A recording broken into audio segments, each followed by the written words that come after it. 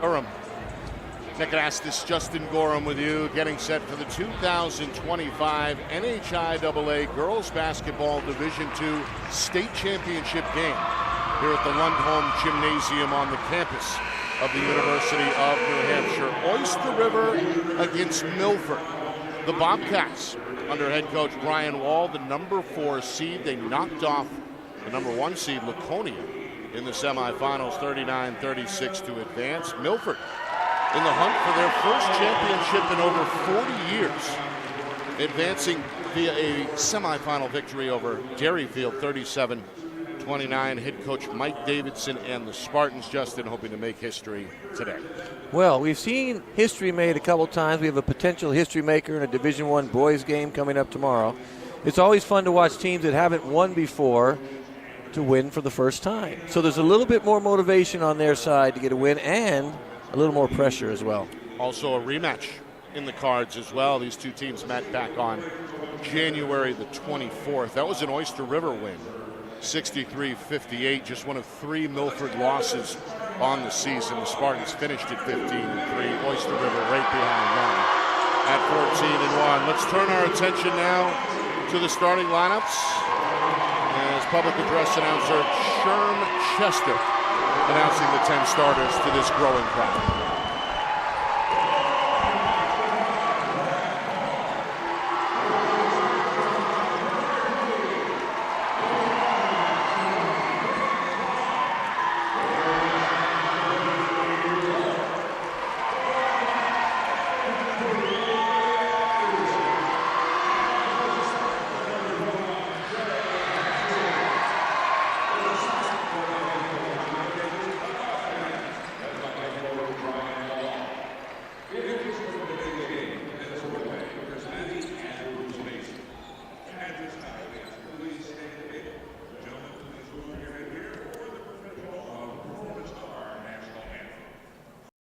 Our broadcast today, as it always is brought to you by Beals Insurance Agency, with locations now in both Bedford and Londonderry. Whether you need home, auto, or business insurance, Beals Insurance will get you both the price and quality coverage that's right for you. Just call 603-471-9999 or visit BealsInsurance.com to request a free quote and start saving money today. Again, that's BealsInsurance.com. The New Hampshire Tomahawks promote the highest level of club lacrosse competition, not just in the state, but in the country. Looking to get recruited? Director Chris Cameron keeps an open dialogue with the nation's top college lacrosse coaches. Over 400 New Hampshire Tomahawks alumni have played at the college level, including the ACC, Big East, Big Ten, Ivy, NESCAC, NE10, and more. The New Hampshire Tomahawks coaching staff has over 100 coaches, including current high school, varsity, and college coaches. The Tomahawks offer training for players of all ages, clinics, camps, and leagues, along with spring, summer, and fall elite teams. So play with the best. The New Hampshire Tomahawks, showcase and development for college lacrosse. Visit NewHampshireTomahawks.com and girls.nhtomahawks.com. How can you reach your team's fundraising goals at no risk and no cost? MG Sports offers a variety of products to make your team's fundraiser a success. Their products include tickets and discount cards to hundreds of local businesses. MG Sports now has a digital platform where athletes can raise funds in the comfort and safety of their own home. So become another athletic program like Bedford, Goffstown, or Memorial that sets fundraising records every season. MG Sports, fundraising made easy. Visit mgsportsfundraising.com to start raising money for your team today.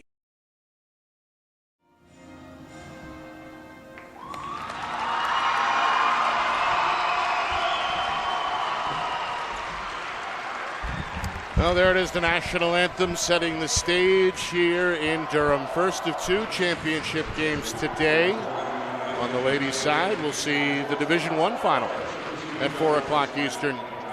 As top seed Bedford takes on number 2 Londonderry. This one, Milford and Oyster River. Both teams can score.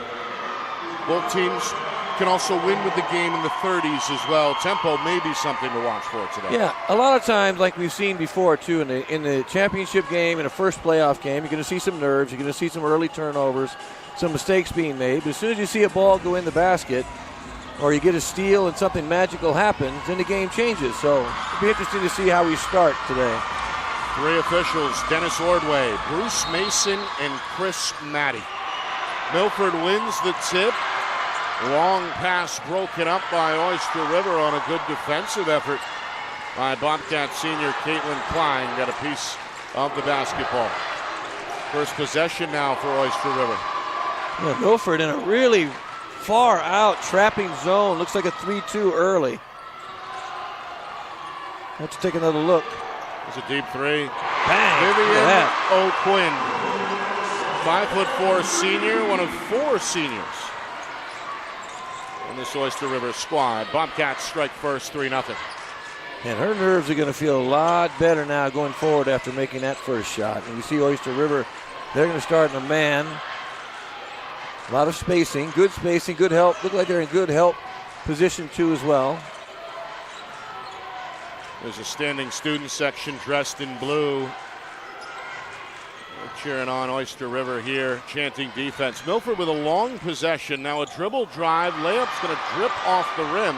Offensive rebound sets up a 3 from straight away. That's in and out. And a good rebound for Klein. Very aggressive rebound. Now here's that zone again. It's a trapping zone. Yes, 3-2, long 3. Whoa! And again, it's O'Quinn. Back-to-back threes to open things up for Oyster River. And she didn't call glass, but that's okay. We'll let that go. Championship. Milford's going to go inside. Eliana Nassi kicks out of the post. Drive and dump. Layup. Nice pass. Really nice pass. Nassi, the senior. First bucket for Milford. Now the Spartans in a 1-2-2 press. See, they're trying to trap all over the court. Full court, half court trapping. That one gets away. Yep. That one flew on Willow Horn and ended up out of bounds. First Oyster River giveaway here. And you can 2 minutes in. You can kind of see defensively Milford is trying to create some chaos. Turnovers early, trapping the half court. And the first foul, hard foul, but a good foul. Alexa Baja landed hard, bounced right back up.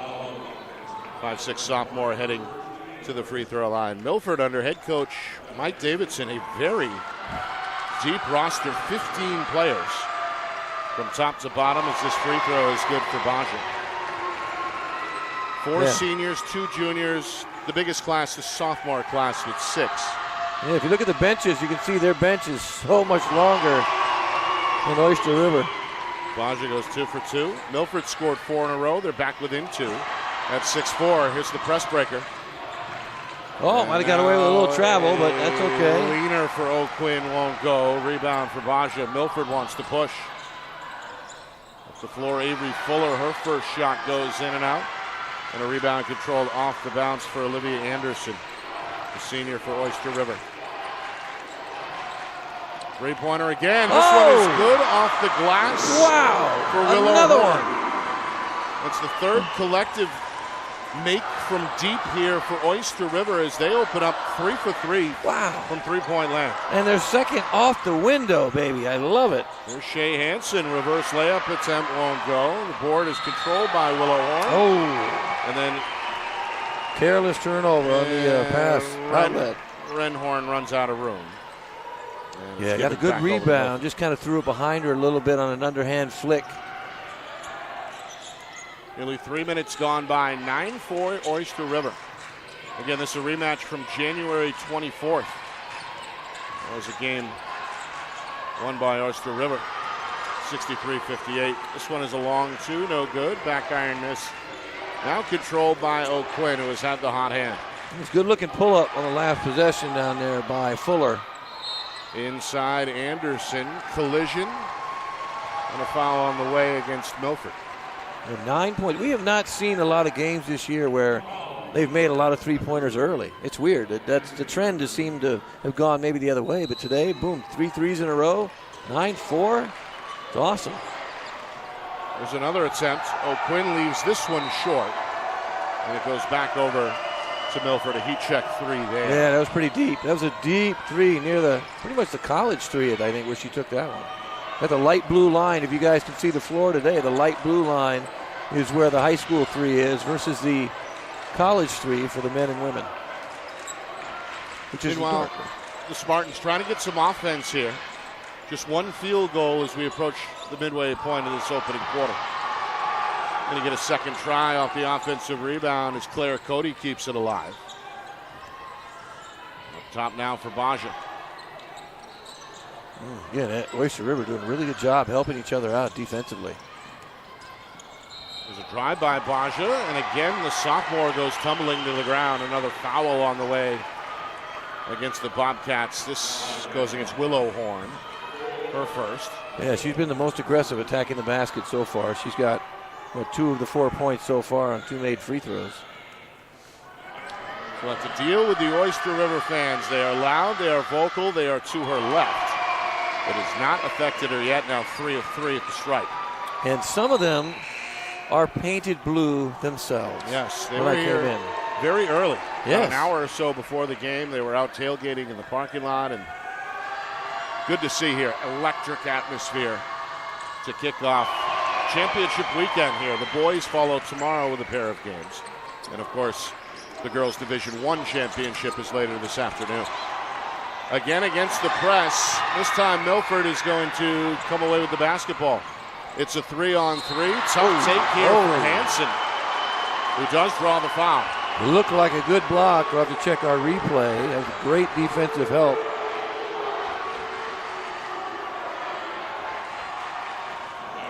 Well, Hansen, the 5'2" junior, able to put her shoulder, drop the shoulder, get into the lane, and create the contact. Her team, meanwhile, pretty good at the free throw line so far, with 4 makes.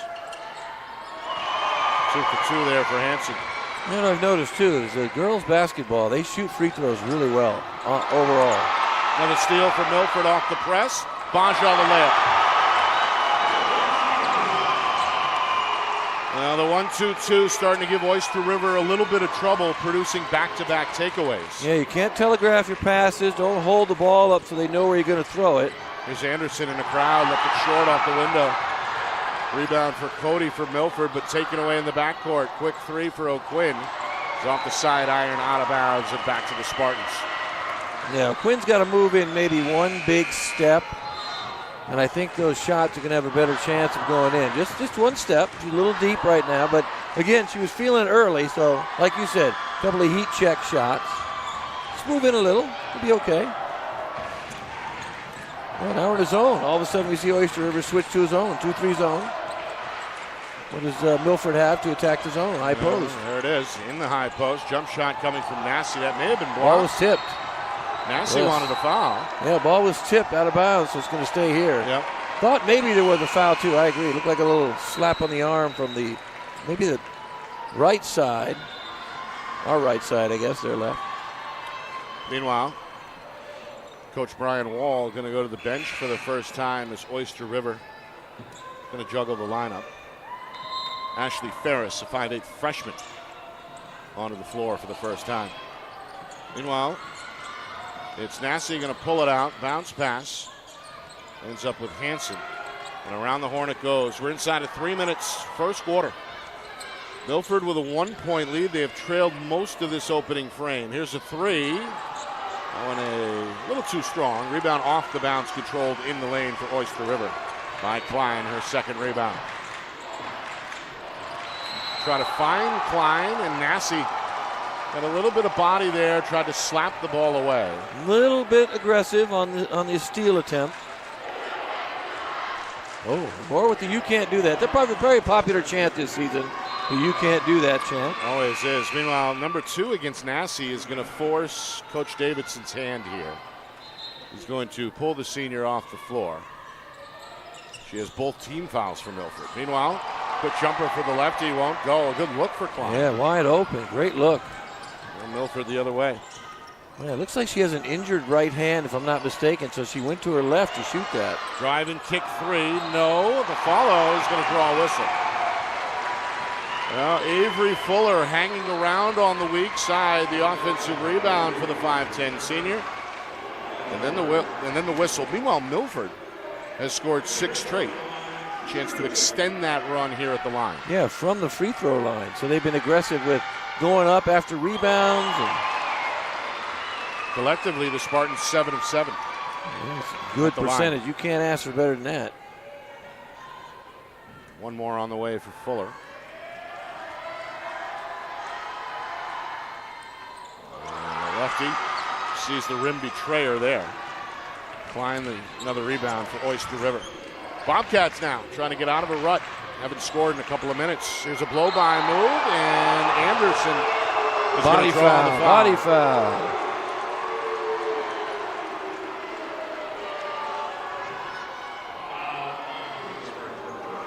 They're going to get Fuller with Good her call. first. Good call. Body foul when she went up. Got the ball, if you take a look. Got the ball, but got the body as well. Meanwhile, these are the first free throw attempts for Oyster River. Yeah, 8 to 2 free throw advantage for Milford early. 1 for 2 trip there for Anderson. She's on the board. That breaks up what was a 7-0 Milford run. Meanwhile, Basha back in the game for Milford. And Oyster River still going to sit in this 2-3 here. Yeah, the zone's been effective. I think they've done a good job keeping the ball out of where it needs to be. That's a great high post look. Trying to spin her way out of trouble. Wild shot there for Cody. And it ends up with O'Quinn on the weak side. Oyster River hoping to retake the lead. Final 100 seconds first quarter. Yeah, it's almost like she caught that and said, lost it, and didn't know what to do. Just throw it up and hope for the best. Offensive rebound for Anderson, but turned over. It's the fourth giveaway for Oyster River. Good effort by Anderson. May have gone off the knee. She's got a couple rebounds early, so she's been active. Three-pointer off the front lip. That's Lulu McGuire's first attempt. Senior getting some minutes off the bench. Yeah, they've taken a lot more threes than I would expect early here today. The drive and kick that was tipped into the Milford bench will stay with Oyster River. Yeah, they're getting the ball to the high post. Both teams have been able to get it there, and that's what you want to do to kind of navigate the zone. High post, Klein catching fire. It's off the window. I'm guessing. I'm just going to guess because I've seen people shoot that her wrist is hurt, and she's going left-handed, believe it or not. She's going offhand today in the championship game. Three-pointer. Line drive miss from the wing. Klein again in the paint, collects it off the bounce for her game-high fourth rebound. Final 45 seconds. Klein again in the high post. Extra pass, frees up O'Quinn. And a little short off the iron. Again, a little too deep. That's college three. That's NBA three. She's shooting NBA threes right now. She just needs to move in. If she moves in, she's close. The ball is on target. It's straight. Right? That just needs to be moved in just about a foot, and that ball is going to go in. She opened up red hot, hitting her first two from deep. All right, Milford. Again, trailed by as many as 5, hoping to take the lead here before the end of the quarter. We're down to 25 seconds. Basha for 3. High arcer around the rim and out. Played off the bounce by Anderson, who was then knocked down and fouled. Yeah, a push from behind, it looked like on Cody. I thought she was going to call it on Bausha, but I think she called that on Cody. Yes, it is on Claire Cody, her first. Both teams now up against the team foul limit with 4 apiece. And here's a steal. Good defensive effort by Milford's McGuire. Final shot may belong to the Spartans. 5 seconds. Inside, Cody. There it is, traveling. Oh, yep. Shuffled the feet, and a traveling violation is called. You know, when they have those few seconds left, you get a little excited. You got to get it up quick. You see the clock. Well, entry pass slapped out of bounds by McGuire. We'll do it all again here with 1.8 to go. They're going to have to chuck one up deep if they want to get a shot off, and I might as well just hold it. Smart. Very smart decision. All right.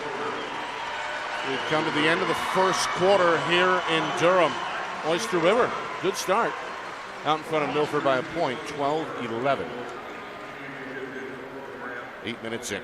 Second quarter next. You are watching the 2025 NHIAA Girls Basketball Division II State game. Here on Friday Night Football. We're broadcasting in conjunction with the NFHS Network.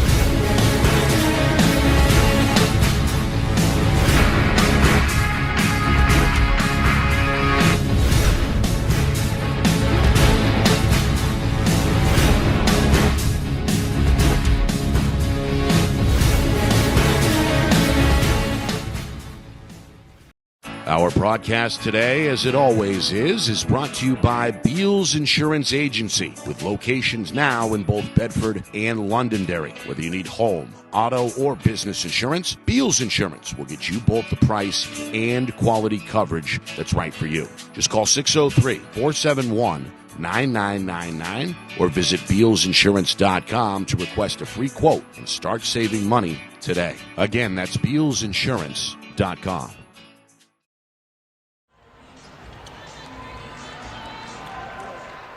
Start of the second quarter here in Durham. Nick Anastas, Justin Gorham with you. State championship weekend here at the University of New Hampshire. We begin the weekend with the girls' Division II title match between Milford and Oyster River. Oyster River with the basketball in a 1-point lead. Anderson inside, a good look, follows her own miss with her fourth rebound. Now a second opportunity for Klein that is blocked, denied by Fuller. And Avery Fuller, a good swat there, senior for Milford, showing the defensive prowess. I think the fans and the coach wanted contact, but that was a good block. Milford, the number 2 seed under head coach Mike Davidson. They arrived today, winners of 8 straight, including 2 playoff wins already. There's a miss from the wing for Basha, the rebound for Anderson. Oyster River, of course, finished right behind Milford at 14-4. Ended up as the number 4 seed. Another rebound off the long 3 attempt. That's been the name of the game so far, really, for both teams, who have looked to stretch the defense via the 3-point line. That's no good. Bodies on the ground. It ends back up with Milford. Again, Fuller with the rebound. Basha for 3. Able to get square there and knock down her second field goal. At 5 points in that first quarter, 3 more, and now she's the game's high scorer with 8 points. Meanwhile, a foul here at midcourt. And you're right. This is kind of a 3-point shooting barrage for both teams. They're just, if they're open, they're taking them. They're not hesitating. I like that, though. If you're going to shoot threes, if you're a team that shoots a lot of threes, you can't hesitate. If you do, you're not going to make the shot. So they're confident. They're taking them. That must be part of what they do. Both teams, a lot of threes early. Meanwhile, Basha back out of the Milford lineup, having a quick word with Coach Davidson. Spartans defensively in a 3-2 zone. This one no good. Offensive rebound, Klein. And now Klein is called for a 3-second violation. Good offensive rebound. I think she tried to use her injured hand on that shot even. Made it a little more difficult. She's been rebounding well, though. She has 4 rebounds. Anderson has 4 rebounds. And now a steal. A rare turnover. Oh, got it back. And Milford. The press has worked in this first half. Meanwhile, Klein trying to split, no. Follow-up, no from McGuire. And then again wrestled free by Fuller. Step back, Hansen for 2. That one off target. And finally the glass cleared by Klein for the Bobcats. Meanwhile, O'Quinn tried to find Anderson, who is crunched. Took a shot on that, Nick. Got scissored near the basket. Tough, though. Got up tough. Anderson's been all over the floor here in this first half. One of 4 seniors for Oyster River. Hoping to wrap up her career with a championship ring. About to head to the stripe for the first time. Foul against Milford is on Claire Cody. That's number 2. Might have to sit her down for a minute. So the Spartans with 2 of their starters now with 2 fouls apiece, and Massey and Cody. Meanwhile, the Anderson attempt rattles out. One more on the way. Subs for Oyster River. Peyton Drapo, the 5'7" freshman, is going to check into the lineup for the first time for the Bobcats. Anderson goes 1 for 2. She's now 2 of 4 at the stripe.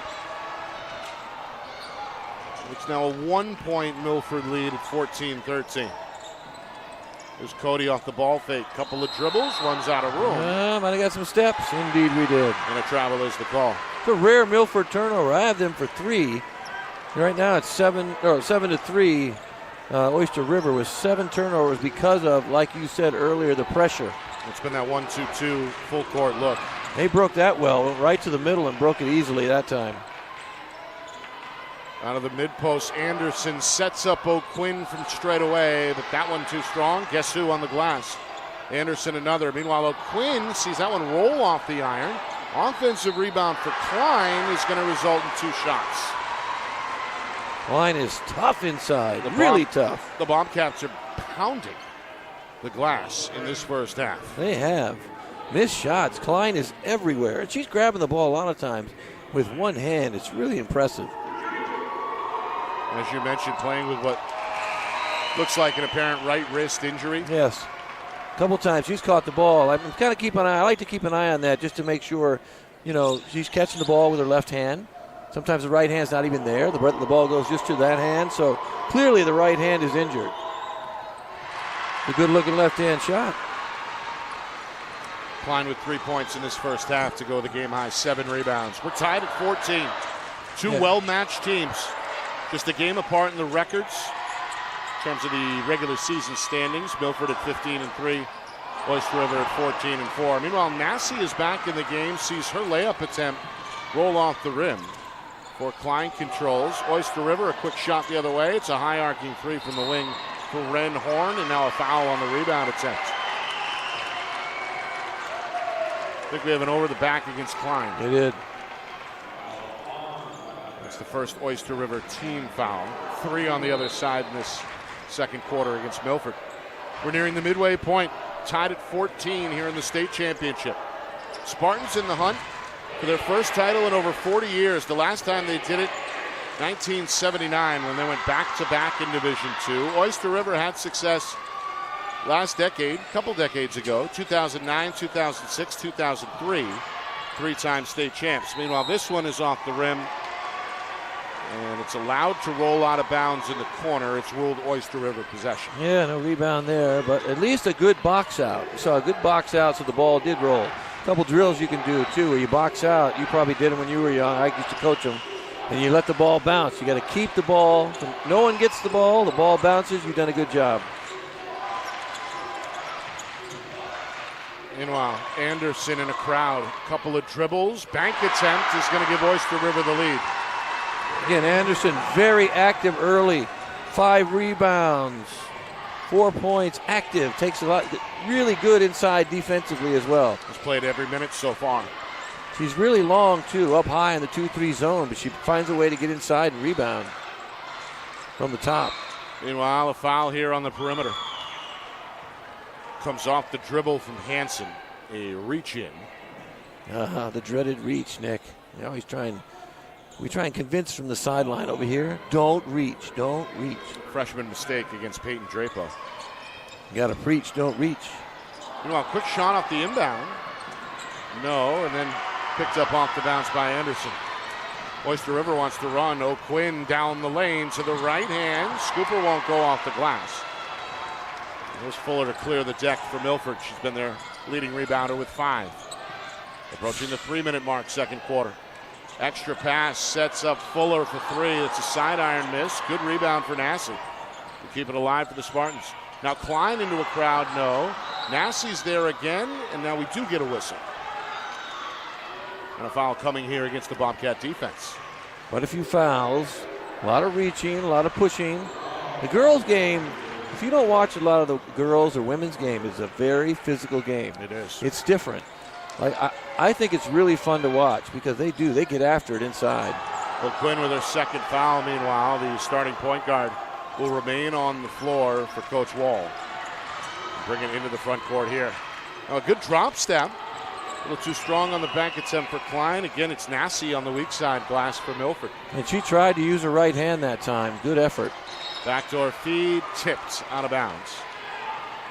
And we'll stay with Milford. See if they run anything on the out of bounds this time to get a quick early shot. Good screens inside. Nobody home. They fired at Nassy. And pulled out by Hansen. Down the lane and a foul. Uh-oh. It's on Klein. Might be her second as well. And I think Klein already has 2. It's actually 2 fouls. No, you're right. You're right. Oh, I thought you were right too. Nope, yeah. You are right. That is number 2 against Klein. That scared me. Well, both teams now with 2 starters with 2 fouls apiece. with 2:43 to go before halftime. Coming up at halftime, stats, highlights, analysis, full recap, and a preview of the Division I state championship game, which comes your way later between Bedford and Londonderry. It's all coming up at halftime. Free throw is good for Baja. Bausch is 5 for 6 from the free throw line. Already 6 free throws. Long pass turned over. Little high, little high. And again, there's that press for Milford helping their cause.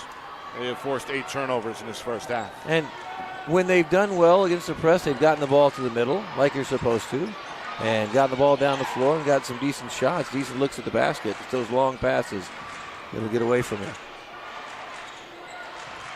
Meanwhile, Nassi in the mid-block is called for a travel.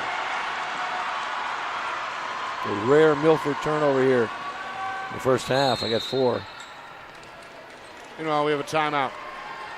Coach Wall has got something in mind here. It looked like, anyway, as he drops to his knee to address his players. Oyster River with a 1-point lead. It's been a back-and-forth affair. A 5-point lead, the high water mark earlier with the Bobcats out in front 9-4. Since then, really been a wrestling match, a defensive-oriented ball game so far. A little bit of X's and O's splashed in with the press and press breakers. Yeah, and they've done a good job creating the 8 turnovers with the press, causing them to throw the ball away, trying to dribble sometimes through the trap a little too rough and let the ball go. But like I said, the game, the women's game is more physical than it is normally we see with the boys' game. They do a lot of things differently. They really have no issue with contact at all. They like to get inside and bang around, and it is really like old school basketball. And it is really, for me as a coach, it's fun to watch because they get after it, a lot of intensity and a lot of just aggression. Milford going to stay in the 1-2-2, and there again is Nassi in the passing lane, slapped it away with both hands. Almost came up with another steal. Yeah, really good defense that time. That's okay. And in the passing lane, knocked the ball down.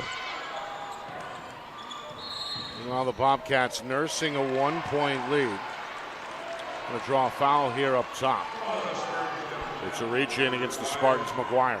Not much there, but a little impediment of progress, they would call that. You just put the hand out, trying to drive to the basket. That when you do that, you can sometimes you let them touch you, but you can't impede progress. There's a 3 up and in. No hesitation there from Caitlin Klein.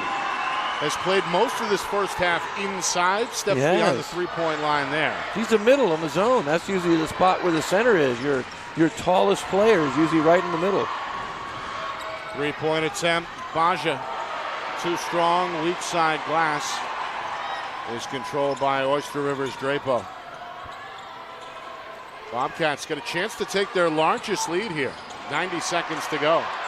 Entry pass stolen away. Fuller going to lead the break for Milford, trying to scoop her way around the defender. Won't do it, and then a foul, I believe, on, is it Nassi? If so, that's number 3, and yes, sir. I think that's her 3rd foul. Yep. She knew it right away. No argument from the senior. She slowly walks off the floor. Yeah, she swung that arm out. That's also team foul number 5. Free throw time. So a bonus situation will send Drapo to the line for a 2-shot foul. $1:21 to go, second quarter. Quick game. Really quick moving game. Again, Oyster River a chance to match their largest lead from earlier.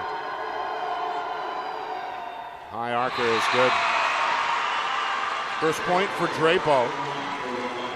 Wonder if she's related to the Scott Drapo, the former basketball coach at Bow, and a really good player here in the state of New Hampshire. Could be. 5 different scores in this first half for Oyster River. Another high archer, no good. Fuller's got another board, a game-high 6 for Milford. Spartans down 5, looking for a response. They haven't scored a field goal in the last several minutes. Quick shot for Cody on the baseline. Too much there. Renhorn the rebound.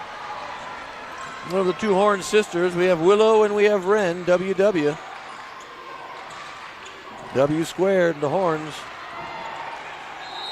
Meanwhile, An offensive foul. They're going to get Klein for a push-off. Oh, wow. The officials say she wrapped the hook, that maybe, right? arm around the defender. Oh, my.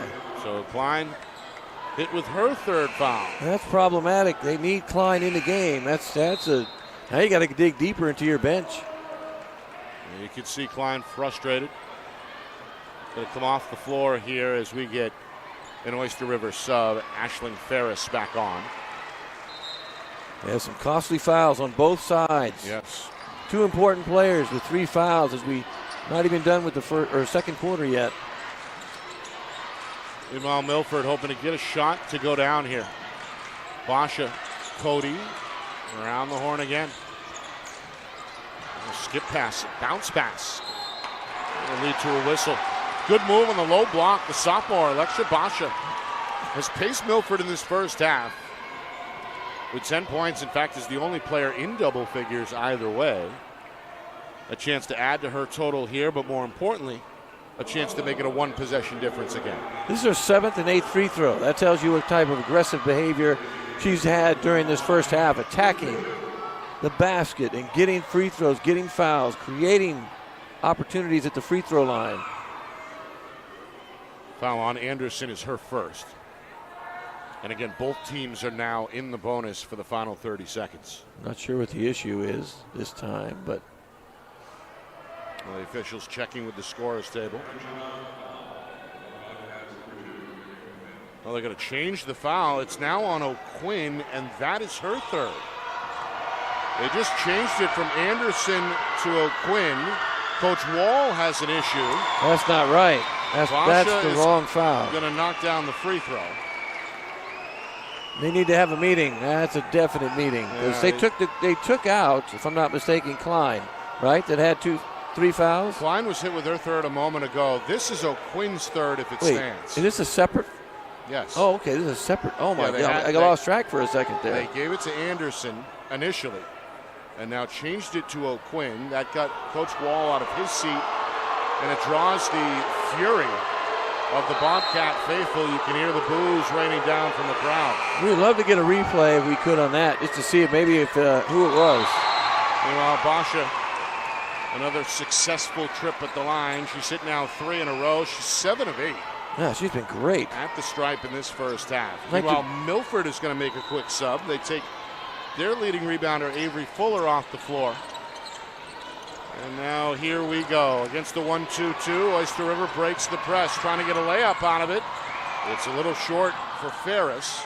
Tracked down, though, in the corner by Anderson, who has been on the glass.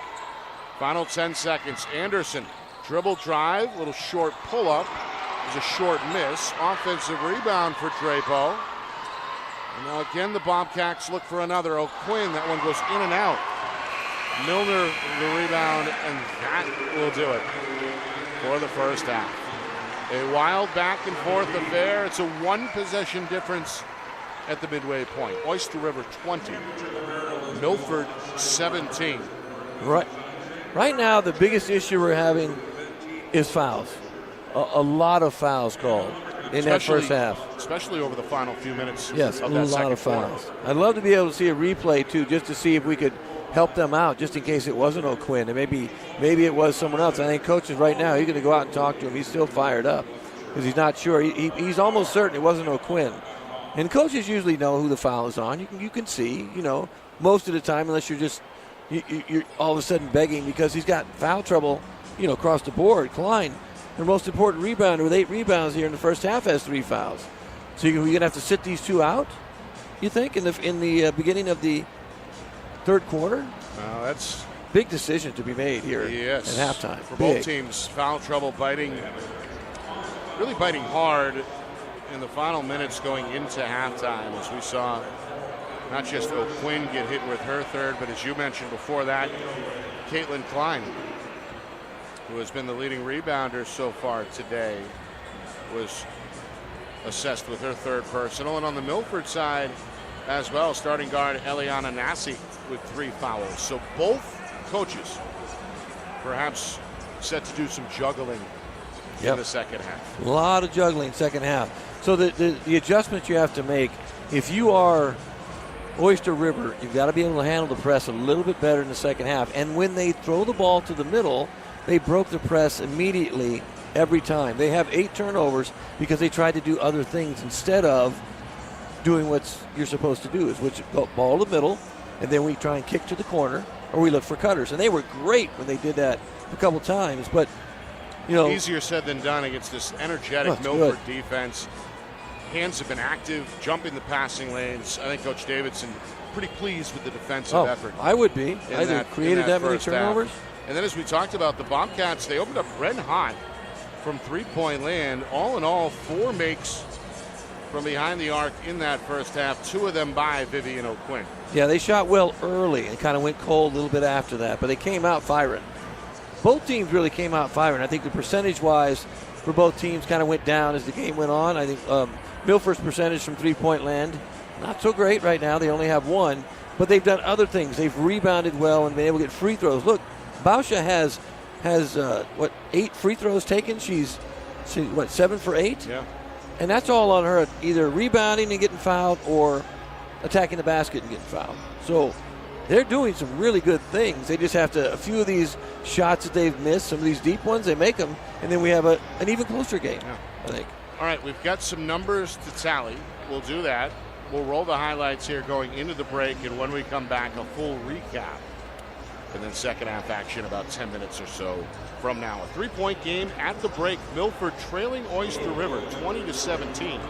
You are watching the 2025 NHIAA Girls Basketball Division II State Championship game. We're on Friday Night Lights, New Hampshire. We're broadcasting in conjunction with the NFL.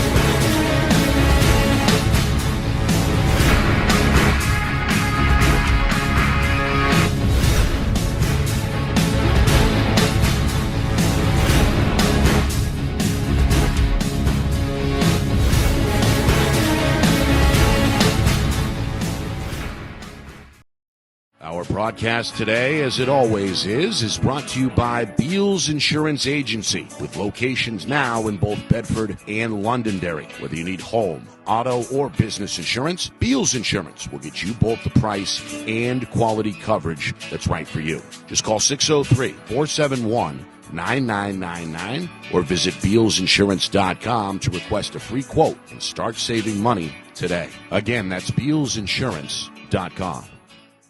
The New Hampshire Tomahawks promote the highest level of club lacrosse competition, not just in the state, but in the country. Looking to get recruited? Director Chris Cameron keeps an open dialogue with the nation's top college lacrosse coaches. Over 400 New Hampshire Tomahawks alumni have played at the college level, including the ACC, Big East, Big Ten, Ivy, NESCAC, NE10, and more. New Hampshire Tomahawks coaching staff has over 100 coaches, including current high school, varsity, and college coaches. The Tomahawks offer training for players of all ages, clinics, camps, and leagues, along with spring, summer, and fall elite teams. So play with the best. The New Hampshire Tomahawks, showcase and development for college lacrosse. Visit NewHampshireTomahawks.com and girls.nhtomahawks.com.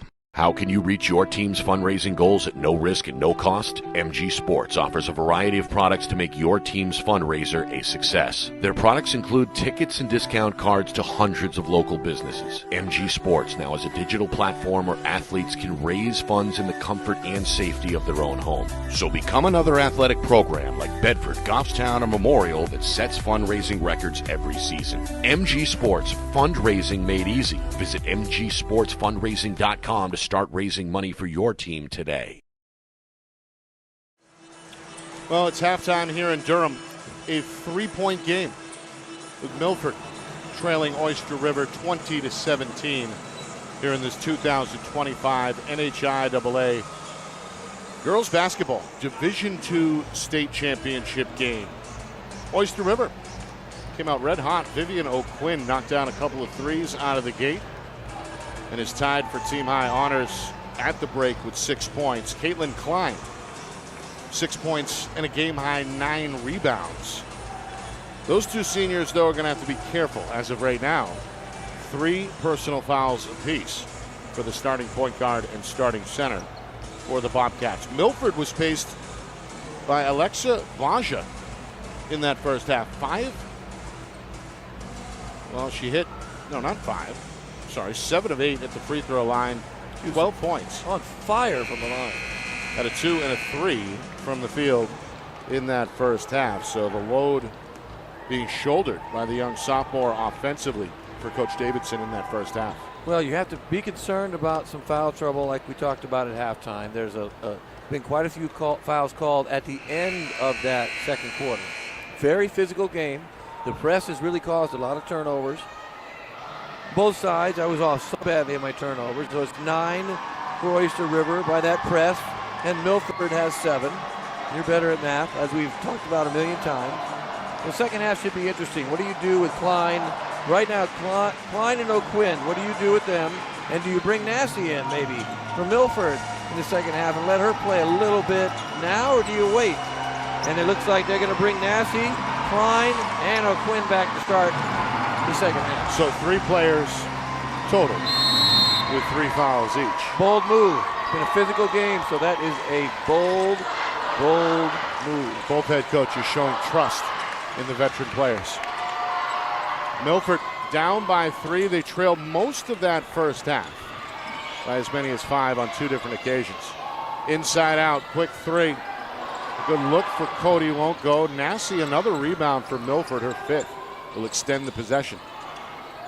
Here's Nassie, mid-post, 1 dribble, draws the foul, and that is number 4 against Caitlin Klein. And you got to sit her down now. She's got to take a break. So Coach Wall rolls the dice, and it does not pay off. You see the frustration on the face of the 5'7" senior Caitlin Klein. That came up snake eyes. Didn't go well. It's 28 seconds into this third quarter. Meanwhile, Nassie, her first trip to the line.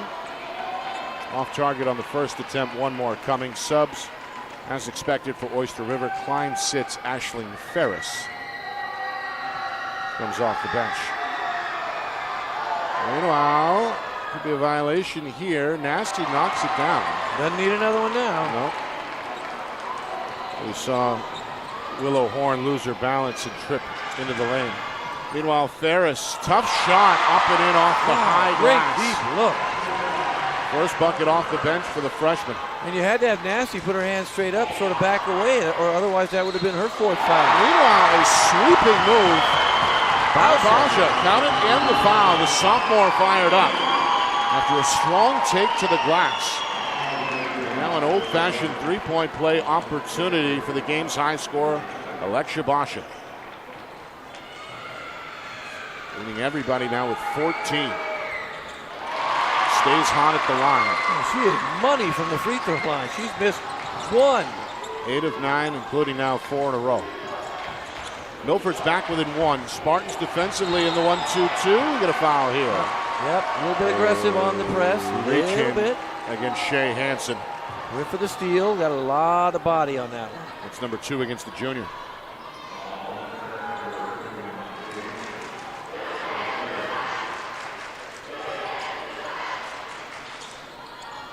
Now an overload here from Oyster River.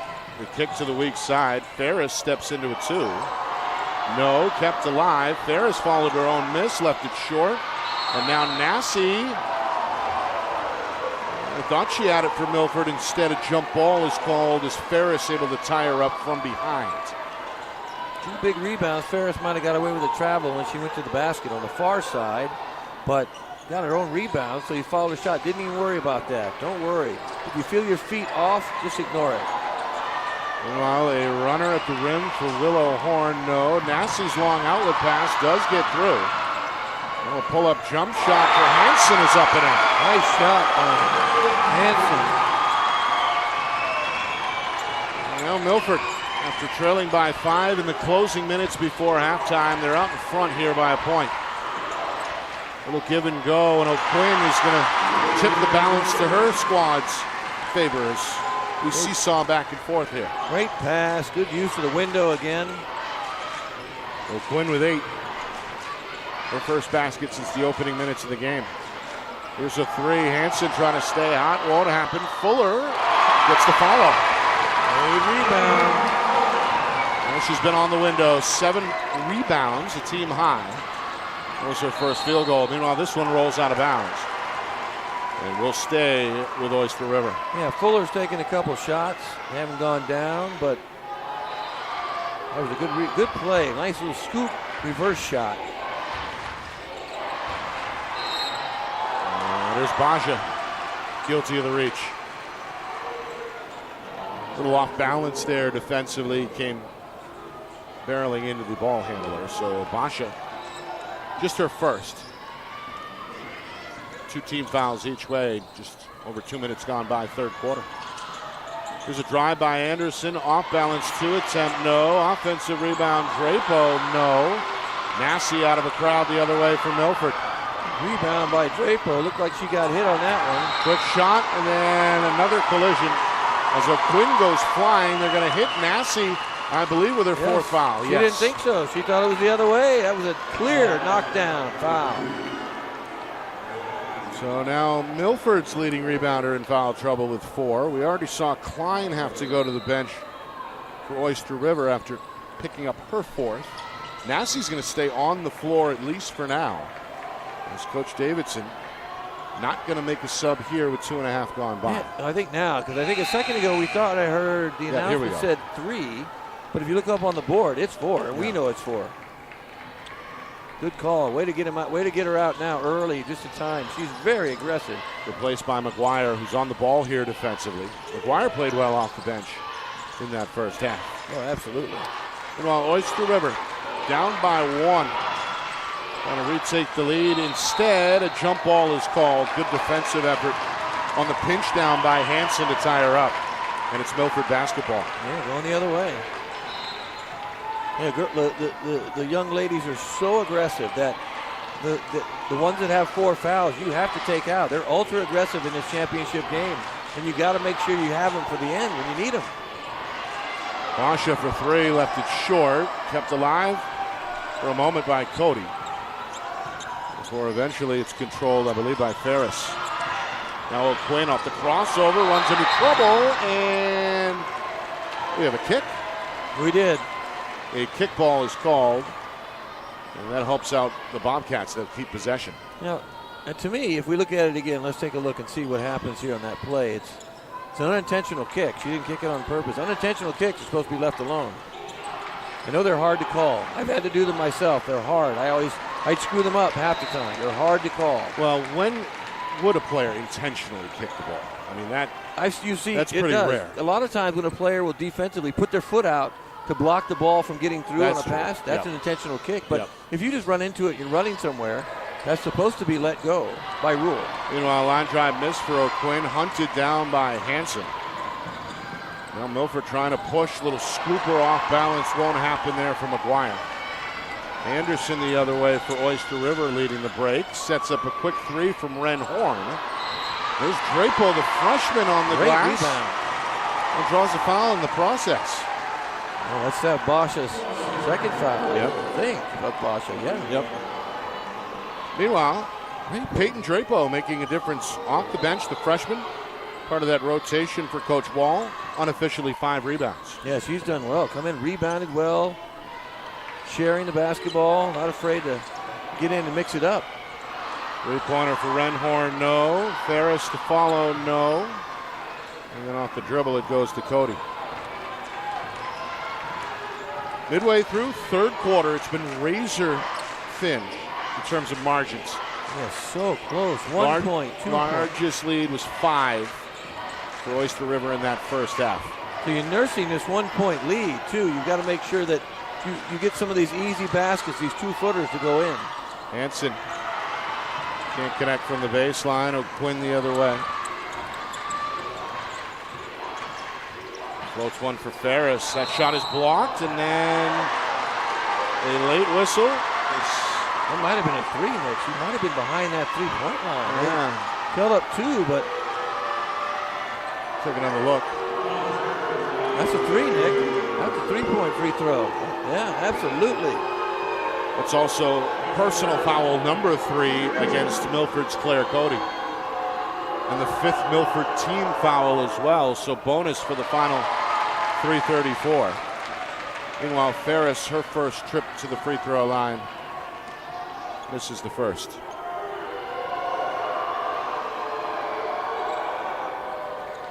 Second one too strong. Good board for Cody. this one. They've gotten away from McGuire, or do we have a foul? We do. A foul on Ferris with a little bump. Wild pass, but they called a foul on when she tried to. Oh, didn't. That's number 2 against Ferris. The officials continue to call this one pretty tight. Tough game, as we said, to officiate, given the physical nature of the ball game. Here's a travel off the bounce pass. Baja never quite had the feet set. It does allow Milford to set up the press, which has been formidable. Foul here against the backcourt, or in the backcourt. And again, it's against Milford, so that's the gamble. Keeping the press on when you're already in the bonus. It is, but you have to remind your players, most importantly, don't reach. Just be there. Get your hands up and just be there and try and trap without reaching and bumping and committing fouls. But again, easier said than done in coaching. Yeah. Well, that one rolled around the iron and out. Anderson 2 for 5 at the line. Can't get the friendly roll here either. Rebound controlled for by Milford's Fuller. Continues to lead the way on the window with 8 rebounds. Still a 1-point game as we approach 3 minutes to go, third quarter. Good pass, good finish. Great pass. Fuller with the left hand off the window is going to put Milford out in front by 3. That's their largest lead. Meanwhile, O'Quinn dribbles through a crowd, drops it for Ferris, no. O'Quinn the follow, no. It's her own miss. Thought about it.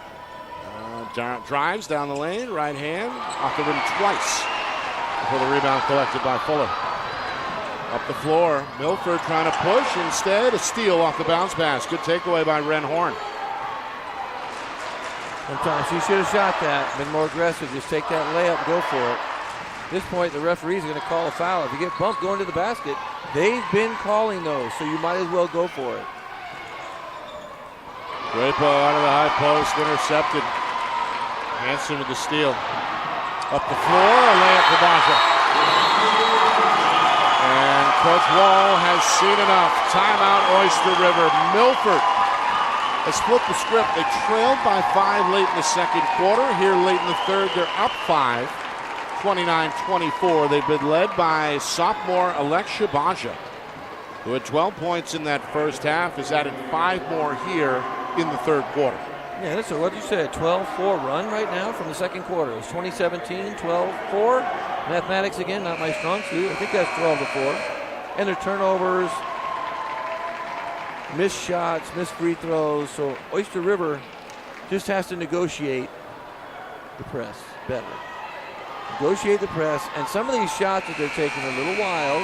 Take your time, because the officials are calling fouls, and most of the time they've had shots where they're probably going to get hit if they go up strong, and they're going to shoot free throws. Excuse me. Milford seeking their first state championship since 1979. They did it back-to-back as members of D2 in both 78 and 79. Of course, Oyster River, they won 3 titles in the early 2000s, 03, 06, and 09. Fuller trying to come the other way after controlling her 10th rebound. Layup attempt, no. Fuller left hand, no. And finally, the glass cleared by Oyster River. Up the floor it goes. And an offensive foul. Offensive foul, good call. McGuire able to step in and draw the charge. Oh, really good call. She was there, running a little hard, got to go around. There it is. That's number 3 against Ren Horn. Lowered that shoulder, left shoulder, and just knocked her down. And foul also puts Oyster River up against the limit. Final 100 seconds. Milford riding a wave of momentum, hoping to extend this run on this trip. Tough defense here by O'Quinn. She's got to be careful. She already has 3 fouls. 3-pointer. A leaner for McGuire. No. And a weak side rebound for Ren Horn. Well, Ren Horn looked like she was shaken up on that last play. Kind of got back a little late.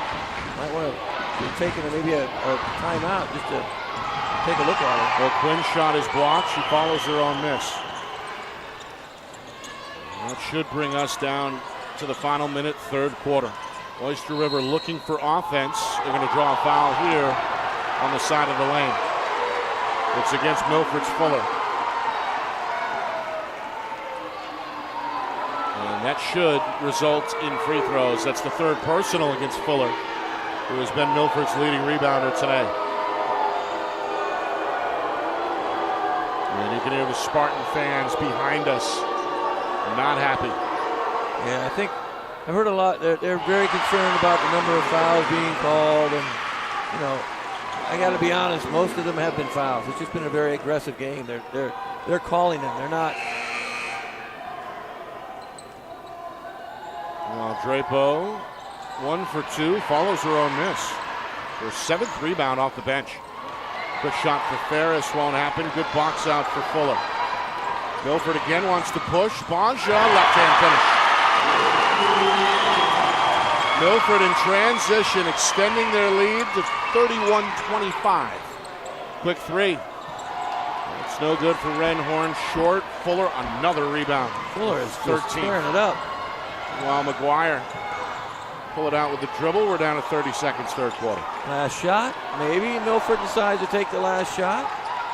Move the ball around. There's trapping zone, so Oyster River now gone to a zone and trying to trap everywhere. O'Quinn has to be careful with 3 fouls. Meanwhile, we're down to 10 seconds. Fuller inside, fakes right, goes left, leaves it short. Great turn. Rebound for Renhorn. Oyster River's got to hurry. Down to 2 seconds. O'Quinn to the tin. Yes! Yes! Beats the buzzer with a left-hand layup. Beautiful shot. I love the rhyme. So O'Quinn now in double figures with 10. Oyster River, after surrendering the lead, trails by 4 as we head to the fourth quarter. Does Milford hang on and bring home the bacon for the first time in over 4 decades? Or does Oyster River hang their 5th banner in school history? We find out next. You're watching the 2025 NHIAA Girls Basketball Division II State Championship game here on Friday Night Lights, and we are broadcasting in conjunction with the NFHS Network.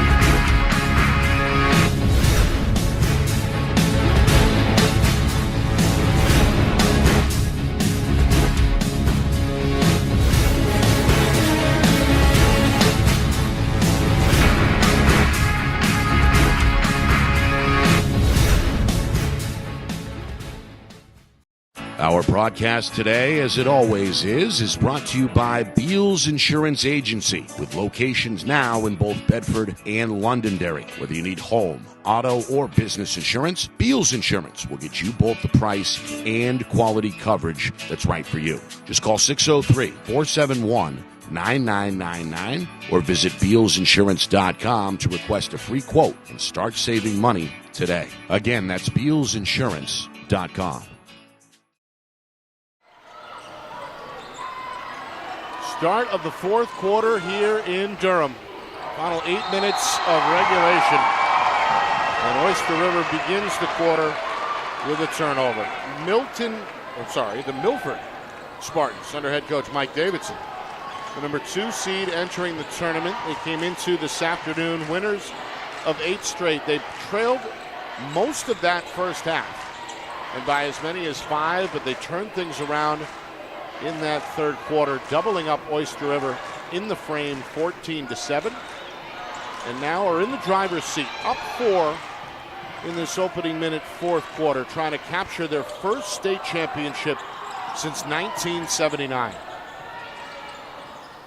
Gonna go inside out, patient trick, three-pointer. McGuire from the wing, no, put up quickly by Cody. And then another rebound for Drapeau and a foul in the backcourt.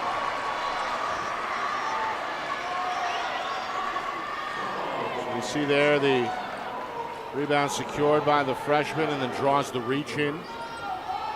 And that is number 4 against Claire Cody. So foul trouble has been an issue for both teams, as we've talked about. Meanwhile, Cody with a steal. That full court press for Milford, Justin, has been very effective this afternoon. Man, active hands everywhere. Milford has been led on the offensive end by Alexia Boshet with a game-high 19 points. The sophomore has the ball here, attacks the rim, and backs in 2 more. Oh, she has been really, really aggressive and really good. Almost another turnover. You're right, the press is just ferocious. Well, Anderson goes behind the back into the front court, goes down the lane, goes to the right-hand finish. He went coast to coast with Anderson. The first field goal since halftime. Anderson working on a double-double. 6 points, 9 rebounds. Here she is at the top of the press. Or the top of the defense, rather, for Oyster River. As they stay in that 2-3 zone, they're going to force a turnover here. As Milford Shea Hansen took her eye off the ball. 10th turnover for Milford today. And now a timeout on the floor. Nearly 2 minutes gone by. 4th quarter. Milford out in front, 33-29. Yes, and the press has been just entirely dominant for this game, creating so many turnovers and just making Oyster River work really hard to get the ball across the court. So that last time when Anderson went coast to coast, things like that almost have to happen for them to get baskets right now. It's been tough for them to score. Yeah. It's been a fun game to call. First of 4 championship games here at Lundholm Gymnasium this weekend. Of course, the girls' Division I championship game between Bedford and Londonderry comes your way later today. That's a 4 o'clock Eastern start. And then tomorrow we do the boys' Division II and Division I games, again at noon and 4 o'clock Eastern. You see a Bedford doubleheader, boys and girls. Girls today, boys tomorrow. They could take home 2 championships in 2 days. Meanwhile, a good job here breaking the press by the Bobcats.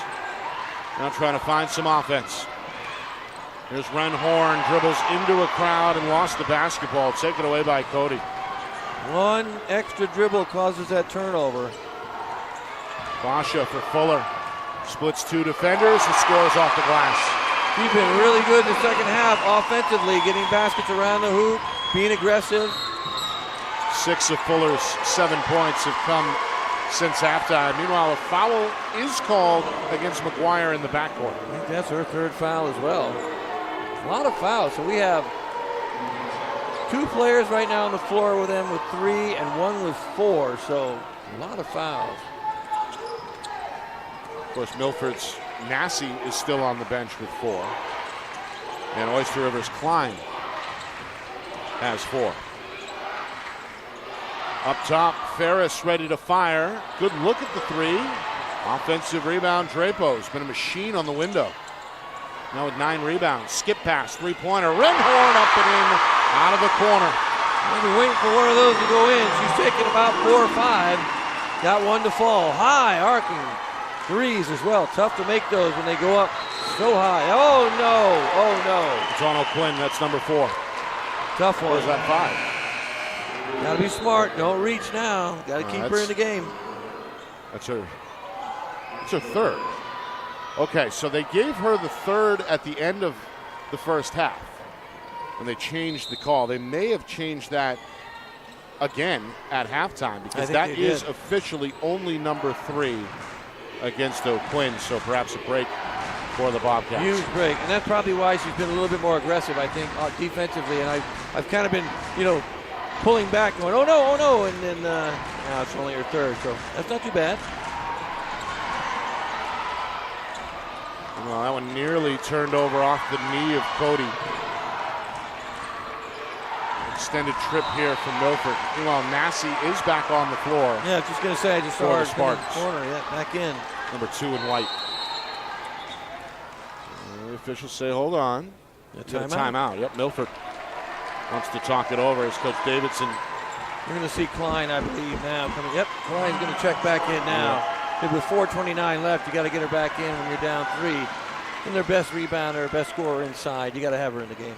All the cards on the table here as we approach the midway point, 4th quarter. It's been back and forth. Milford is led by as many as 6 just a moment ago, whereas Oyster River played with the lead most of that first half and led by as many as 5. Yeah, and again, super physical game. If you're watching it on TV, sometimes you don't see what we see close up. Right on the floor, you're seeing a lot of banging around.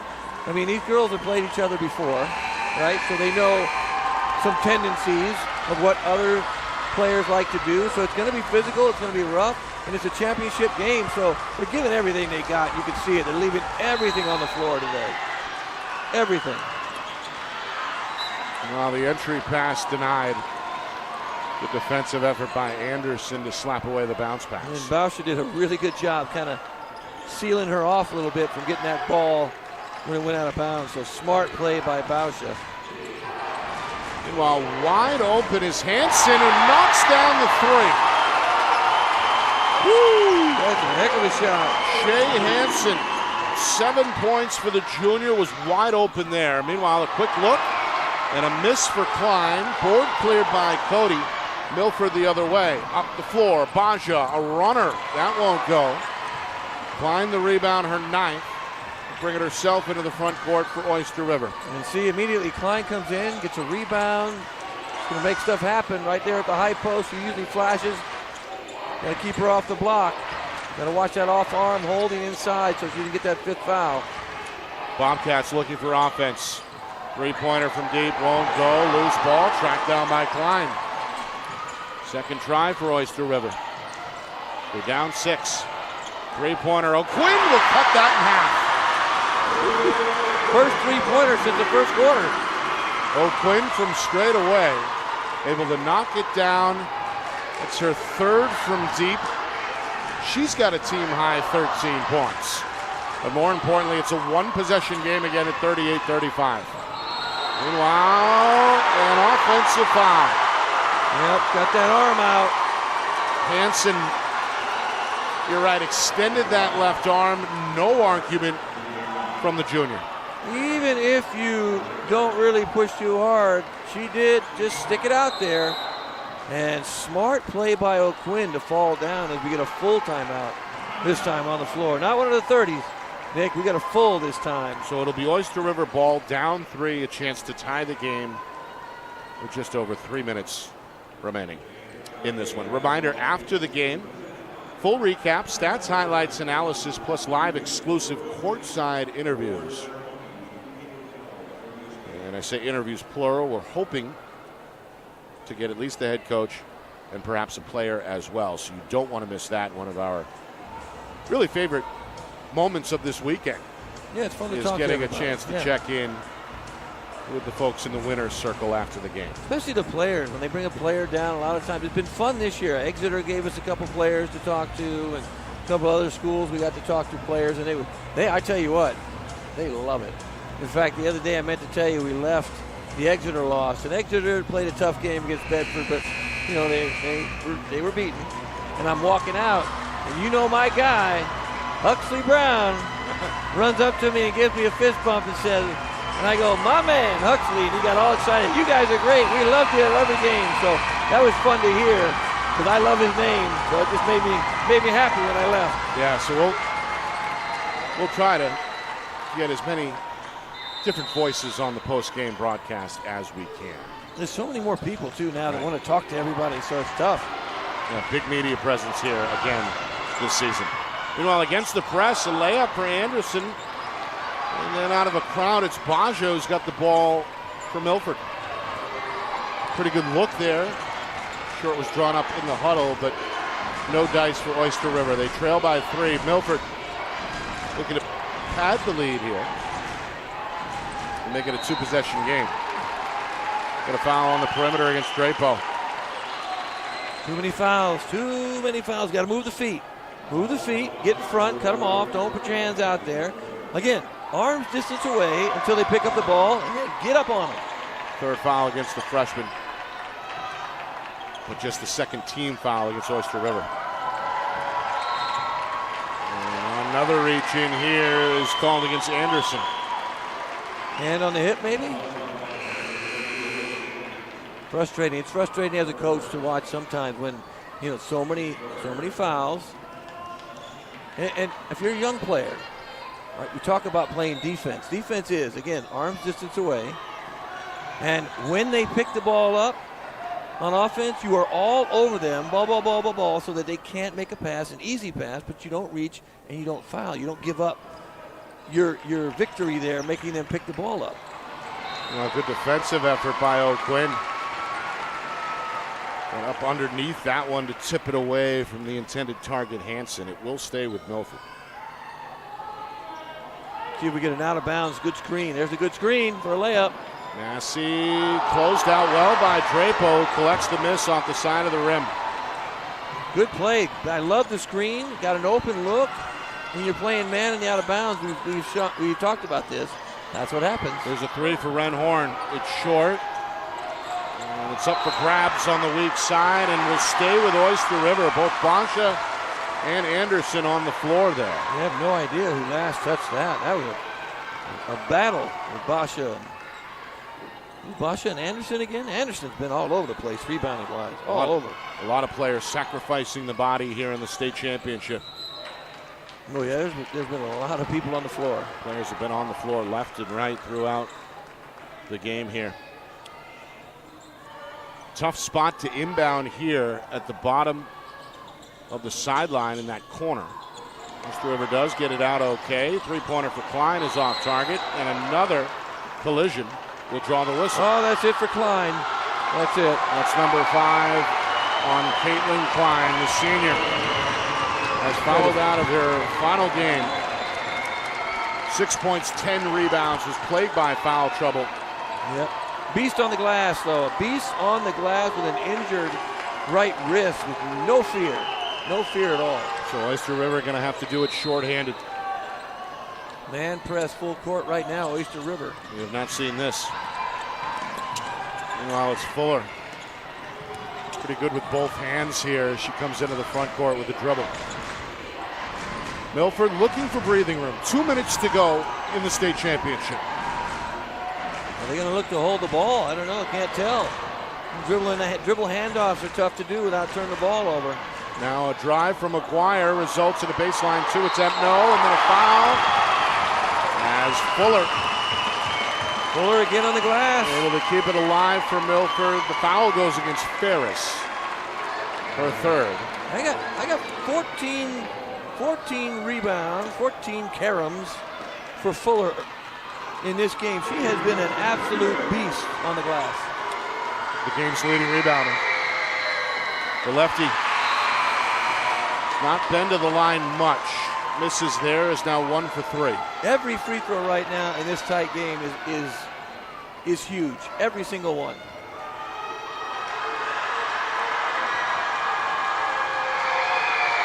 Trying to make it a 2-possession game, and she does. 4-point lead for Milford. Final 103 seconds. We get a timeout from Coach Wall. I think that's Oyster River has one more timeout to go. Well, let's see. Unless they change it now. Maybe they have 2. Maybe the official.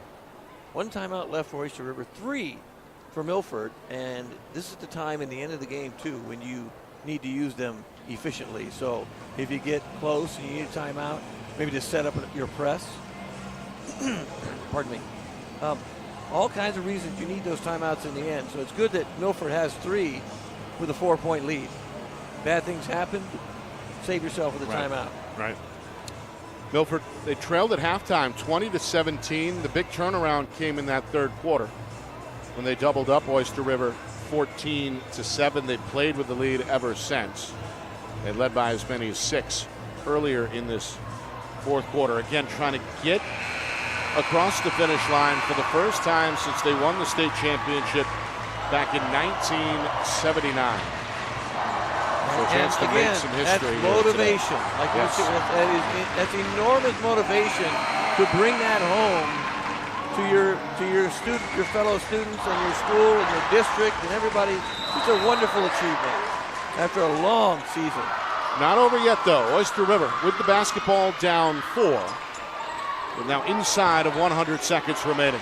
Yeah, this is still anyone's game. Anyone's game right now. Milford in a 3-2 zone. It's been the look half court defensively really throughout. Extra pass, frees up a shot, which is blocked in the corner. Good block. Good block. Tipped by Cody. Milford going to advance via the sideline. Now Fuller pumps the brakes. Massey thought about it. And into the hands of the ball handler, Hansen, before we do get a timeout from Coach Davidson. So that will stop the clock. With $1:12 to go. And again, Milford looking to close things out here with the basketball and a 2-possession lead. You know, I've talked a lot about, this year both of us have, about playing not to lose. But now you have 1 minute and 12 seconds left. If you practice this with 1 minute and 12, you can hang on to the ball with 1 minute and 12. Run your offense over and over again. Don't even look to shoot, and make sure that they foul you and you get to the free throw line. They have 5 fouls. Every time Milford gets fouled, they're going to shoot free throws. So hold the ball, make sure your best free throw shooter has the ball in their hands most of the time, and make it a free throw game. Win the game at the end in free throws. Reminder, stats, highlights, analysis coming your way in the postgame, live courtside interviews with players and coaches, and of course, the trophy presentation and the awards ceremony as well. So a lot to get to coming up. You know what that is? Again, at the end, that is my favorite part of the whole thing and my least favorite part, because you see a lot of tears on one side and a lot of joy on the other side. So sometimes it's hard. When you have a daughter, it's very hard to watch. Very hard. Meanwhile, Milford basketball out of the timeout. A 4-point lead on the board.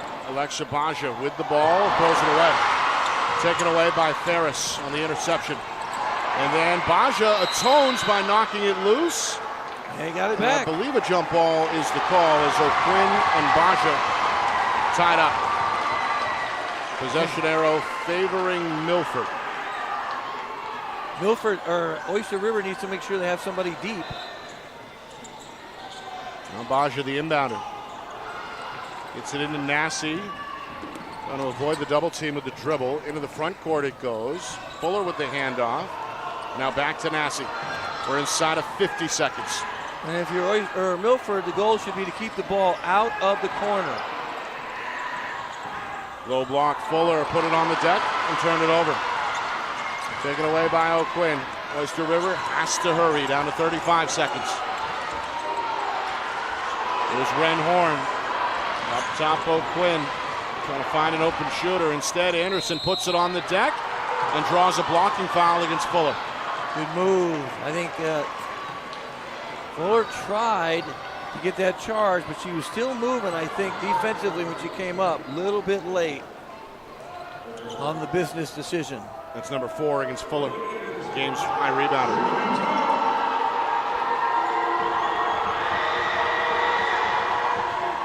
Anderson's free throw is no good. She's 0 for her last 3. These are big free throws. Every free throw right now. One more coming. Milford going to shuffle the deck. McGuire out and Cody back in.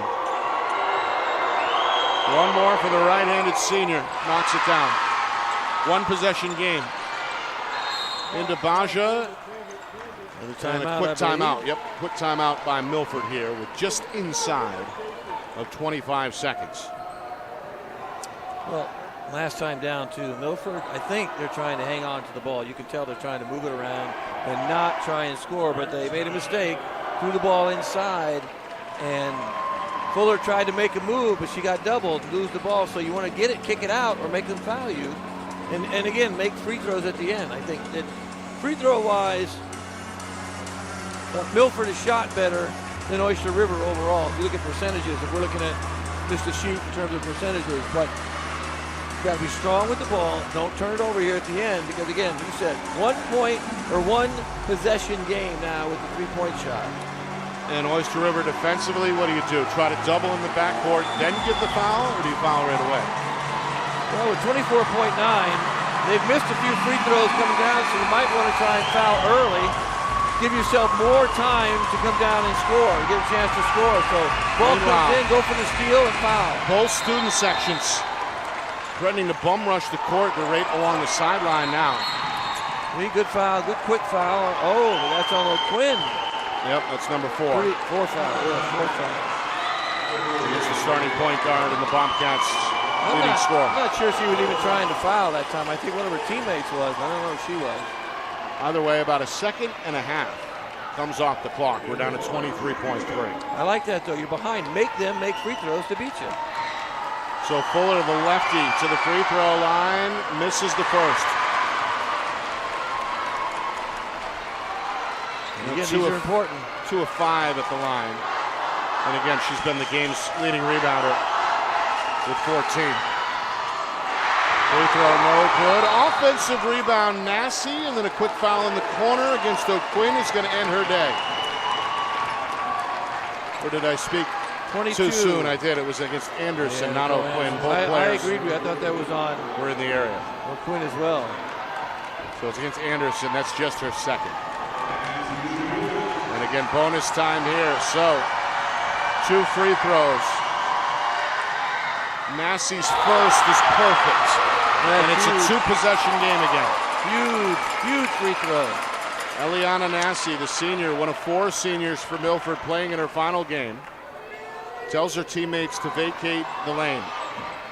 Has had to battle foul trouble more often than not today. 4 points, 9 rebounds, and 1 more to make it a 5-point game. I don't even think the net moved on that one. That was straight through. In and down. A steal by Nassie. That'll do it, Nick. That'll do it. 2 more, and Milford is sitting pretty. Another Their largest lead, and a quick steal in the backcourt is going to lead to a jump ball with 2.4 seconds remaining.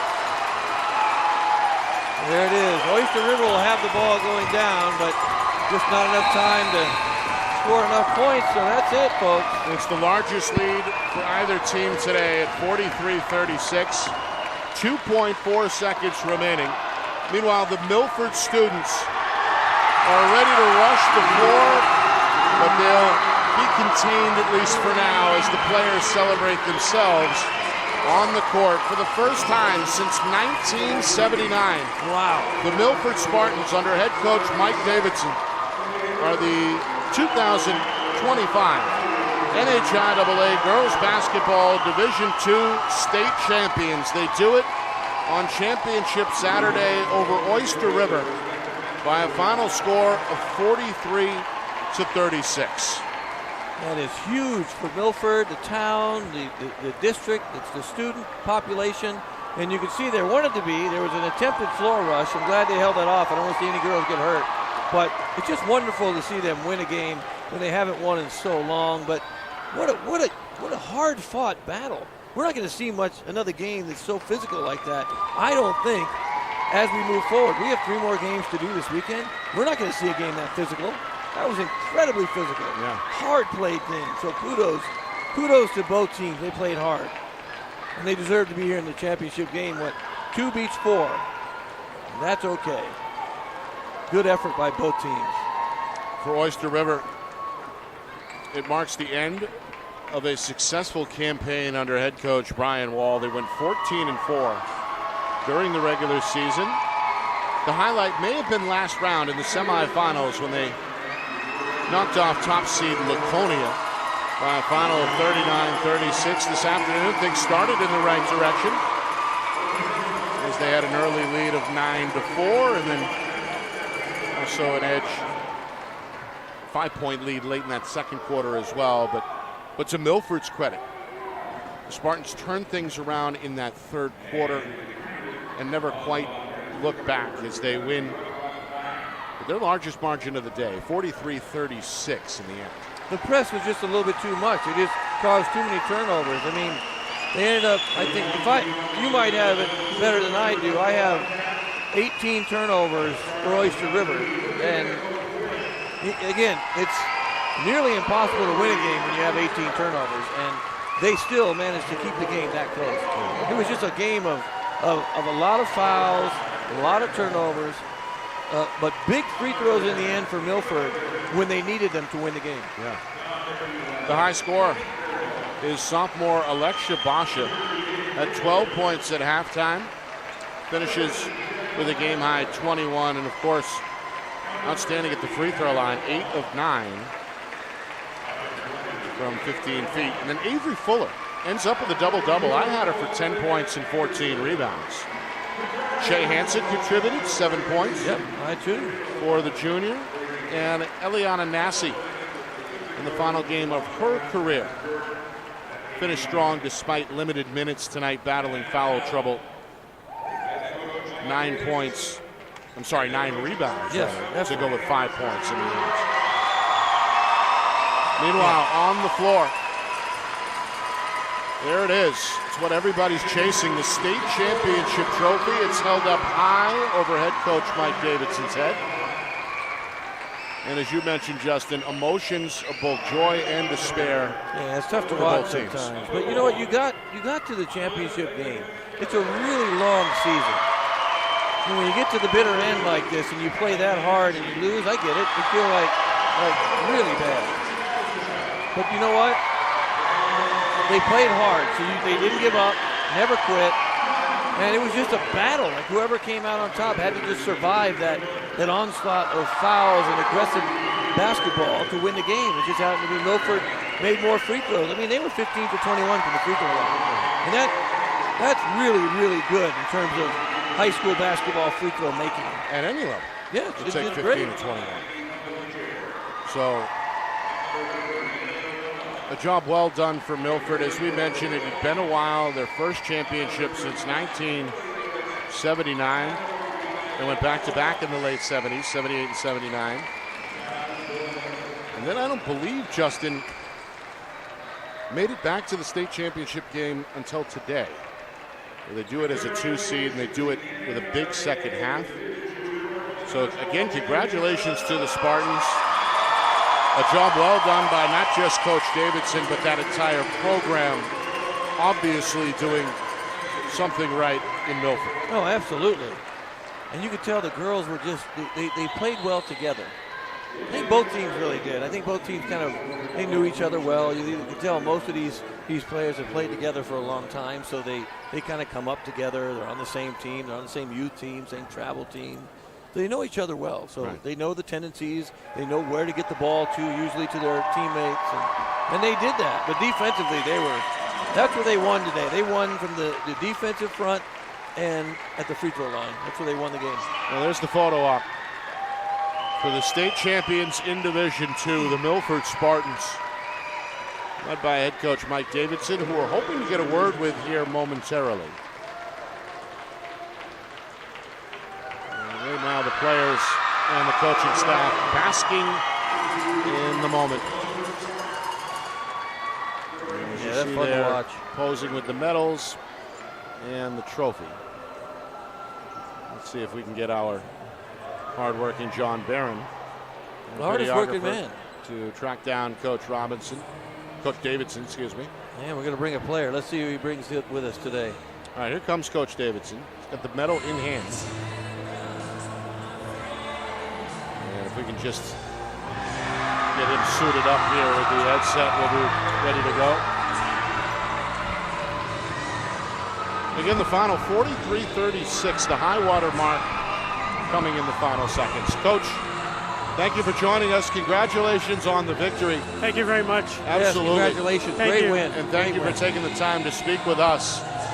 Big second half, big third quarter when you were able to double up Oyster River in that frame, 14-7. It seemed like your press was effective all afternoon. Was that the game plan? Defense turning into offense going into today? Yes, we've been using that press the entire season, every single game. We haven't really changed out of it at all, just a few wrinkles here and there. But in the playoffs, the teams are all good, right? Yeah. So you're not going to get all the steals and easy layups off of your press. Really what it was for is to slow the other team down, get them a little bit confused about finding their open shooters down the floor, and I think that worked out really well in the third quarter. Yeah. You had to navigate foul trouble in this one as well. One of your seniors, Eliana Massey, was hit with her fourth foul early. How did you do that, and are you proud of your way that those players were able to avoid that fifth foul in the second half? Yeah, so we don't like not having Ellie on the floor. Right. We always want her out there because of her length. So, you got to kind of go through the balancing act, keep her in, take her out. I'm asking my coaches, do we take a chance here, leave her in? Right. Things like that. And, fortunately, it never got to a point where she fouled out, which meant all the difference. Well, watching today, very physical game, and they were not quite ready for your press. You had them turn the ball over 18 times that we have unofficially. Really? Okay. And free throw wise, you guys were 15 for 21. Are you guys normally a good free throw shooting team? So we really struggled at the line in, let's say, December, January, early February. But we started making it a goal at practice, shoot 70% at the line in practice. And, slowly but surely we crept up towards 70. And then like the last week or so, we've been at 70 every day. So I think all the extra attention to it in practice really paid off in the playoffs.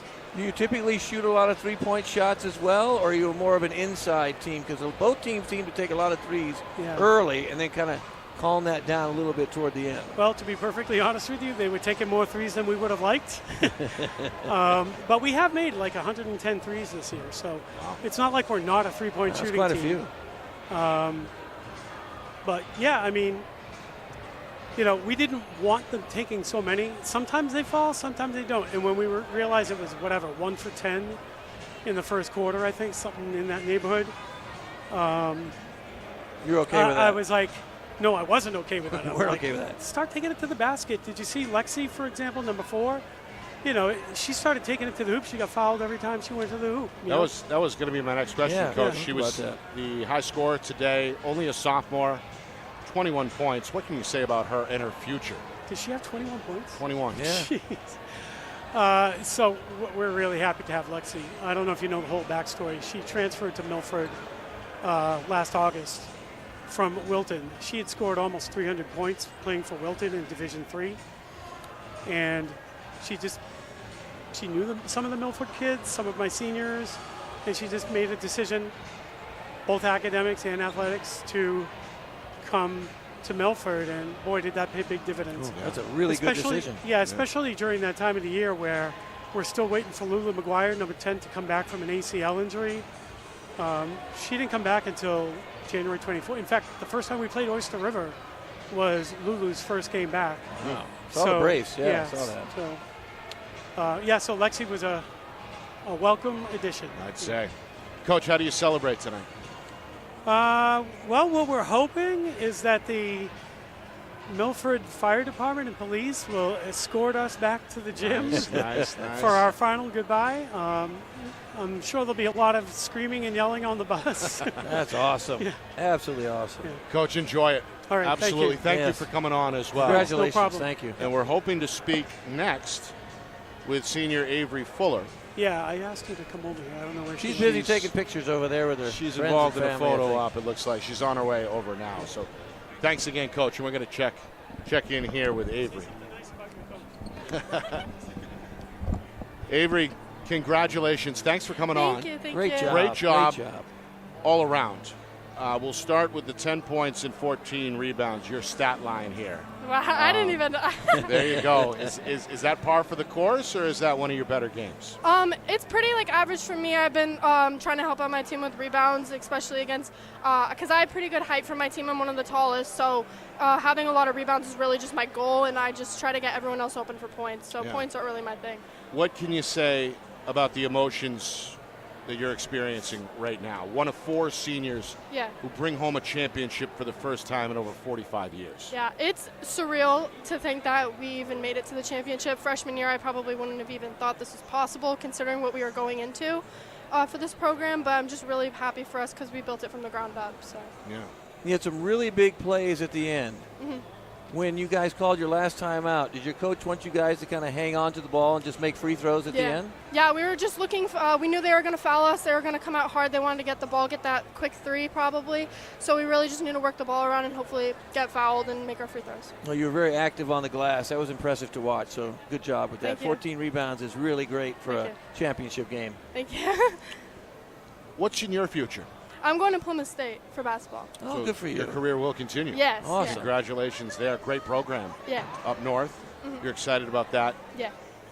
Tonight, it sounds like, or today, when you arrive back to Milford, hopefully the fire department is Yeah. going to give the team Yeah. an escort. But how do you celebrate with the team tonight? We're probably just gonna I don't even know. We're just going to be really happy for each other. We're going to cheer for each other.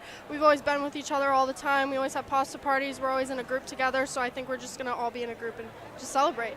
Yeah. That's awesome. Good for you. Enjoy it. Thank it only you. happens Thank once. you. Thank Congratulations you again. for coming on. That's again the senior Avery Fuller was the game's leading rebounder today with 10 points and 14 rebounds. A terrific interview there as well. Oh, yeah. Good Special to hear player. that her Special career player. is going to continue at the NCAA level next year at Plymouth State. Yeah, I like to hear that. You know, we don't. A lot of times these guys and girls will play their last high school basketball game, and that's it. They may not play basketball again. Maybe they're going somewhere for a specific educational purpose, or maybe they play another sport. We had last year Jackson Marshall went to play baseball at Southern New Hampshire, and he led the state in scoring at 35 points a game. And so you like to hear what they're doing afterward. And I also like when you ask those questions about what they're going to do together. Like, to me, that if they're a team that likes to hang out together, most of the time when they're together a lot, they win games. Yep. We saw that on display today. Milford trailed by 3 at halftime. They come back in the second half to win their first state championship since 1979. We are just getting started. Here at Friday Night Lights, New Hampshire, and on the NFHS Network. We've got the Division I Girls State Championship game coming your way just a couple of hours from now. 4 o'clock Eastern is when we tip things off. It's Bedford and Londonderry, two longtime rivals. Oh, that's going to be a game. With some unfinished business here in the championship round, so don't go away. I want to thank Mike Murphy and his crew here at UNH. Of course, our friend Don Boyle at the NFHS Network, and our crew here at Friday Night Lights New Hampshire, including John Barron and Matt Beals, our videographers. Of course, the whole thing orchestrated flawlessly by the man behind the curtain, the wizard of replay, our director, Ben Beals, back in the Beals Insurance Studios. For executive producer, Steve Beals, and my partner, Justin Gorham. My name is Nick Anastas saying so long. Final score, final time, Milford 43, Oyster River 36. This has been a presentation of the 2025 NHIAA Girls Basketball Division II State Championship game here on Friday Night Lights New Hampshire, broadcasting in conjunction with the NFHS Network.